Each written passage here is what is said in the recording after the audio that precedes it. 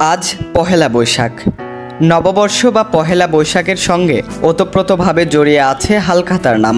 যদিও ডিজিটাল এই যুগে হালখাতার প্রথার প্রচলন কমে গেছে অনেকটাই, বিশেষ করে শহরে। অতীতে জমিদারকে খাজনা প্রদানের অনুষ্ঠান হিসেবে পূর্ণাহ প্রচলিত ছিল। জমিদারি প্রথা উঠে যাওয়ায় পূর্ণাহ বিলুপ্ত হয়েছে, তবে রয়ে গেছে হালখাতা। মোগল সম্রাট আকবরের আমল থেকে পহেলা বৈশাখের উদযাপনের প্রথা শুরু হয়। সেই সময় থেকেই দোকানে দোকানে ব্যবসার হিসাব করার জন্য নতুনভাবে শুরু হয় হালখাতার প্রথা। হাল মানে নতুন, হালখাতা অর্থাৎ নতুন খাতা। পুরনো বছরের সব হিসাব মিটিয়ে নতুন বছরের প্রথম দিন থেকেই শুরু হয় নতুন খাতায় হিসেব নিকেশ করা। এই খাতা তৈরি করা হয় লম্বা সাদা কাগজ বাঁধাই করে আর লাল শালু কাপড়ের মলাটে মুড়িয়ে। হিসেবের এই খাতায় প্রতিটি পাতায় 4টি করে সমান ভাঁজ থাকে।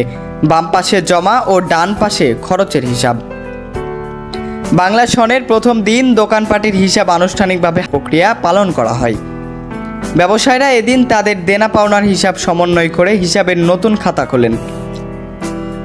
এজন্য ক্রেতাদের আগের বছরের সকল পাওনা পরিশোধ করার কথা বিনীতভাবে স্মরণ করিয়ে দেওয়া হয়।